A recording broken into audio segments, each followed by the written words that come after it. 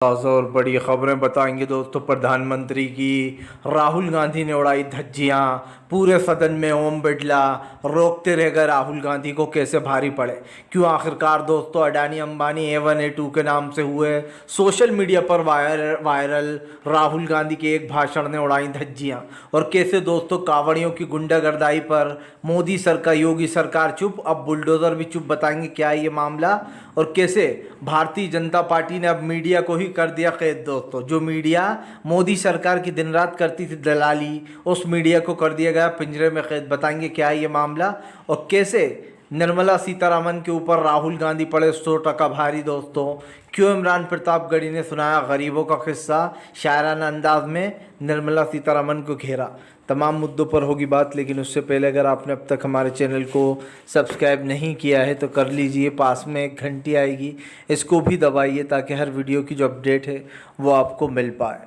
दरअसल दोस्तों आपको बताते चले हैं, भरे संसद में राहुल गांधी ने उड़ाई मोदी शाह की धज्जियां, रक्षा मंत्री राजनाथ और ओम बिरला दोस्तों रोकते रह गए, राहुल गांधी नहीं रुके। दरअसल दोस्तों इस देश में अगर कोई एक ऐसा नेता है जो पूरी हर एक छोटी से छोटी समस्या उठा रहा है, वो है राहुल गांधी।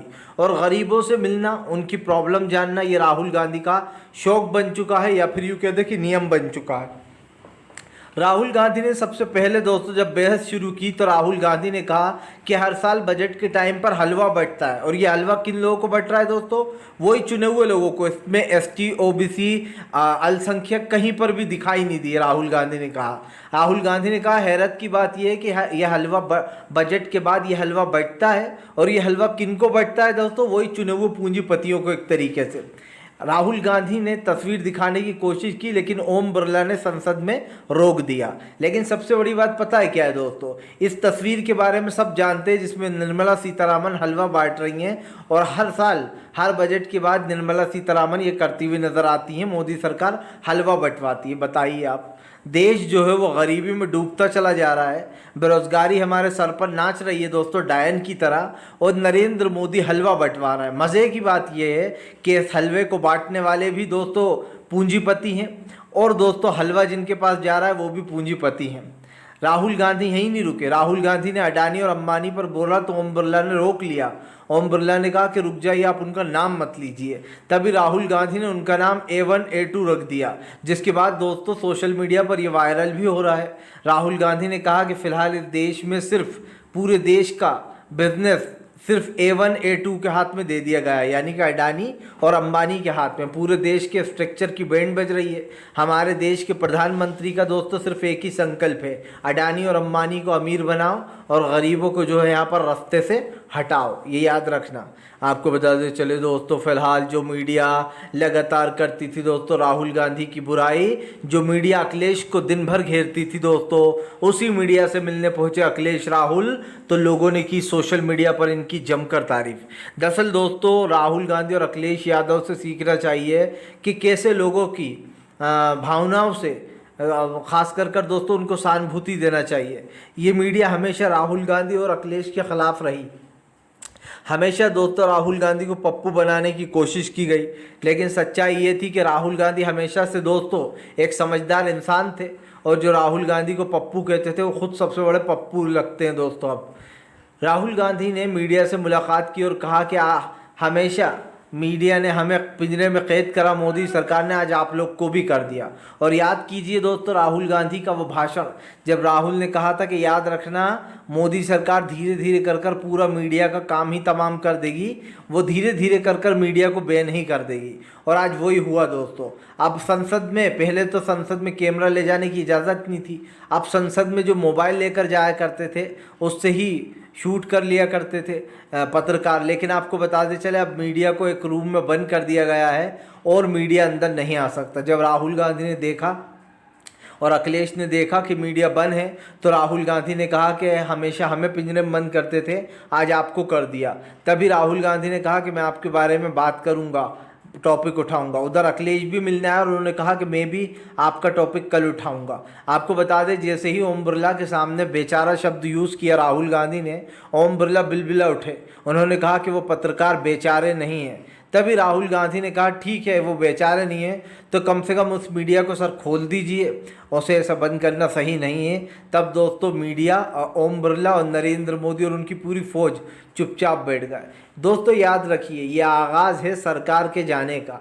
ये सरकार भले ही बैसाखियों पर बन गई है, लेकिन ये सरकार कब तक चलेगी, कब गिर जाएगी, इसका कोई अनुमान नहीं लगा सकता, क्योंकि ये सरकार दोस्तों एक लंगड़ी सरकार है। ये बीजेपी की सरकार भी नहीं है, ये एनडीए की सरकार है। और एनडीए की सरकार कब तक चलेगी इसका कोई वजूद है ही नहीं। नरेंद्र मोदी राहुल गांधी के भाषणों से भाग रहे हैं। जब जब राहुल गांधी संसद में होते हैं, नरेंद्र मोदी दोस्तों गायब रहते हैं। सबसे बड़ी बात यह है कि प्रधानमंत्री खुद भी जानते हैं कि अब वो उनका वजूद नहीं बचा है राजनीति में। लगभग राजनीति से दोस्तों उनका वजूद ख़त्म हो चुका है। जो नरेंद्र मोदी योगी को ठिकाने लगाने के चक्कर में हैं, वो नरेंद्र मोदी ये नहीं जानते कि उनका भी समय आ चुका है राजनीति को विदाई कहने का, और बल्कि आ ही गया था। वो तो नीतीश और नायडू के बल पर एनडीए की लंगड़ी सरकार बनी हुई है। फिलहाल चलिए बढ़ते हैं एक और अगली बिग ब्रेकिंग की तरफ। बता दोस्तों अगली जो बड़ी खबर निकल कर आ रही है, भारतीय जनता पार्टी के ऊपर भड़कते हुए नजर आए दोस्तों जो है यहाँ पर संजय रावत ने निर्मला सीतारमण को जमकर घसीटा, जमकर निर्मला सीतारमण को सुनाई खरी खोटी। संजय रावत ने कहा कि फिलहाल ये बजट गरीबों की पीठ में छुरा है और ये बजट जो है वो सिर्फ अमीरों के लिए बनाया गया है। संजय रावत ने कहा कि इस बजट में क्या है, पहले हमारे देश की वित्त मंत्री गरीबों को ये बताएं, क्या ये ताली थाली बजट है जिसमें ताली और थालियां बजाना है, या फिर कुछ और है? क्योंकि दोस्तों अगर इस बजट में देखा जाए तो आपको कोई राहत की चीज़ दिखाई नहीं देगी। हर चीज़ के दाम बढ़ रहे हैं। फिर से एक बार दूध के दाम अभी हाल ही में बढ़े, याद होगा आपको कैसे अमूल और सांची के दूध के पैकेट पर 1-1 रुपये फिर से बढ़ा दिया गया। यही नहीं दोस्तों, हम जो तमाम चीज़ें ख़रीदते हैं, चाहे वो दोस्तों सब्ज़ी हो, फल हो, फ्रूट्स हो, या फिर दोस्तों खैर ड्राई फ्रूट वगैरह तो आज गरीब इंसान ख़रीद ही नहीं सकता, आटा हो, दालें हों, इन सब के दाम बढ़ चुके हैं। और सरकार की मज़े की बात पता है क्या? सरकार दोस्तों कहती है कि देखो भैया, हम तो जो है वो गरीबों का बजट लेकर आए हैं, इस बजट में बहुत कुछ है। और मीडिया दोस्तों उस दिन जो है वो ताली और थाली मीडिया बजाती है। मुझे शर्म पता है क्यों आती है दोस्तों? शर्म आती है इस मीडिया के ऊपर कि आज इसको पिंजरे में कैद कर दिया गया, लेकिन जिस दिन बजट आया दोस्तों तो मैंने देखा सारे चैनल मोदी की वाहवाही करने में लग गए थे कि बिहार और सबको खजाना खोल दिया और बाकी राज्यों का क्या। लेकिन उसके बाद भी ये लोग फिर तारीफ़ें कर रहे हैं, बहुत बढ़िया बजट है, इसमें इनका ध्यान रखा गया। अब की बार मोदी सरकार ने उसका ध्यान रखा है। जब बजट आकर पेश हो गया तो फिर से उस बजट की आलोचनाएं होने लगी। और दोस्तों बजट के साथ साथ आप समझिए मोदी सरकार की रणनीतियाँ भी खुलकर आई कि सरकार कैसे गरीबों के और किसानों के सबके ख़िलाफ़ है, क्योंकि इस बजट में ना गरीबों के, ना अल्पसंख्यकों के और ना मिडिल क्लास के लिए कुछ दिखाई दे रहा है। जो लोग नरेंद्र मोदी को सपोर्ट करते हैं उनके लिए बजट भगवान होगा दोस्तों, क्योंकि जाहिर सी बात है, कहते हैं अंधभक्तों का कोई भी मोल नहीं होता, अंधभक्त होते हैं, उनके लिए कुछ जो मायने नहीं रखता दोस्तों। देश डूबता है डूबे, देश बर्बाद होता है तो होए, उनको सिर्फ अपनी सत्ता संभालनी है और मोदी की तारीफ़ करना है। वाह भैया, ऐसे लोगों से दोस्तों याद करिए, कभी भी किसी से बाहर सरकार के मामले में बहस मत कीजिए। अगर आपको कोई अंधभक्त मिल गया तो वो मोदी सरकार की नाकामियों में भी उपलब्धियां गिनाने में लग जाएगा। कुछ लोग ऐसे ही होते हैं दोस्तों जिन्हें सिर्फ हम एक ही नाम से बुला सकते हैं और वो है ढेंचू। अब ढेंचू कौन करता है ये आप अच्छे से जानते हैं। जी हाँ, वो सिर्फ गधों से ज़्यादा और कुछ नहीं होते दोस्तों, क्योंकि इनके लिए देश की उन्नति, महंगाई, गरीबी, बेरोज़गारी जैसे मुद्दे कुछ नहीं है। बस उन्हें सिर्फ अपनी कुर्सी संभालना और नरेंद्र मोदी की तारीफ़ें करना है। तो करते रहिए, कुछ दिन के और मेहमान हो आप लोग, क्योंकि अभी ये सरकार ज़्यादा दिन तक चलने वाली नहीं है, इतना लिख कर रख लेना। आपको बता दें चले दोस्तों, फिलहाल बीजेपी के ऊपर जमकर भड़कते हुए नजर आई दोस्तों ममता बनर्जी। कहा फिलहाल बीजेपी संसद में खड़े होकर झूठ बोलती है, गरीबों, दलित, पिछड़े, आदिवासी, अति पिछड़ों के लिए कुछ नहीं करती। मैं आपको बता दें चले, ममता बनर्जी ने भी इस बजट को जो है वो एक तरीके से हवाई बजट बताया। ममता बनर्जी ने कहा कि इस बजट में गरीब, मजदूर और किसानों के लिए कुछ भी नहीं है। ये बजट पहले की ही, मोदी के 10 साल के पहले की तरह ही जुमलेबाजी है और इससे ज़्यादा कुछ नहीं। सबसे बड़ी बात ये दोस्तों कि अगर आपको भी जुमलेबाजी करने का शौक़ है तो बीजेपी ज्वाइन कर लीजिए। आपको इतनी बढ़िया बढ़िया जुमलेबाजी सिखाई जाएगी कि आपके अंदर कॉन्फिडेंस आ जाएगा कैसे जुमलेबाजी करना है। इस देश का प्रधानमंत्री 2014 से लोगों को बेवकूफ़ बनाने का काम कर रहा है दोस्तों। और सबसे बड़ी बात यह है कि 2014 से इस देश के कई लोग हैं ऐसे जो नरेंद्र मोदी की बातों में हाँ भी गए थे, लेकिन दोस्तों अब जब 2024 आया, आते आते नरेंद्र मोदी का पूरा नशा उतर गया। जिन लोगों को ये लगता था कि हमारे नरेंद्र मोदी जी को कोई नहीं हरा सकता, अब तो नरेंद्र मोदी जी अपार हो चुके हैं। लेकिन दोस्तों हमने क्या कहा था कि इस देश में कोई भी अपार नहीं है, सबको जाना है। और सबसे बड़ी बात ये है दोस्तों, इस सरकार की नीतियाँ क्या हैं, इस सरकार को कुछ पता ही नहीं है हो क्या रहा है देश में। और ये तो होना ही था, सरकार को तो जाना ही था, क्योंकि दोस्तों भारतीय जनता पार्टी सच से भागे, सच के पास नहीं रहती। देश की जनता सिर्फ एक चीज़ चाहती है, वो है दोस्तों देश की उन्नति, गरीबों का भला, स्कूलों में पढ़ाई अच्छी, स्वास्थ्य अच्छा। लेकिन ये सारी चीज़ें हैं ही नहीं। अस्पताल तो हैं पर डॉक्टर नहीं, डॉक्टर है तो दवाई नहीं, दवाई है दोस्तों तो दोनों ही नहीं। तो आप समझ सकते हैं कि फ़िलहाल जो चीज़ें बताई जाती हैं बड़ा चढ़ाकर, उनकी असलियत क्या है, कैसे जो है हमारे देश में सारी चीज़ों को नज़रअंदाज किया जाता है। और ये पहली चीज़ नहीं है दोस्तों जो जिस पर सवाल उठ रहा है। कई ऐसी चीज़ें हैं जो भारतीय जनता पार्टी को एक्सपोज करती हैं, और मैं तो बार बार एक ही चीज़ को दोहराता हूं और उस चीज़ को दोहराता रहूँगा कि दोस्तों देश की परिस्थितियां, देश की स्थिति बहुत ख़राब चल रही है, बहुत ख़राब। आप यकीन नहीं मानेंगे, इस वक्त दोस्तों देश जिस आर्थिक तंगी से गुज़र रहा है उसकी जिम्मेदारी मोदी सरकार लेने को तैयार नहीं है। ना किसानों को एमएसपी की गारंटी मिलती है, ना अल्पसंख्यकों को दोस्तों उनका हक़ मिलता है, ना हमारे दलित, पिछड़े, अति पिछड़े, आदिवासी भाइयों से किए गए वादों को पूरा किया जाता है। जातीय जनगणना से भागा जाता है, क्योंकि जाहिर सी बात है एक बार जातीय जनगणना हो गई तो सबको पता चल जाएगा देश में उनकी कितनी भागीदारी है, किसकी कितनी संख्या है। और ये मोदी सरकार कतई नहीं चाहती है कि लोगों को पता चले। तो हम एक चीज़ तो ज़रूर कहेंगे दोस्तों कि इस देश के नौजवान जो भी हैं आज जो हमारे स्ट्रगल कर रहे हैं, उनके दिन ज़रूर पलटेंगे जब सरकार पलटेगी।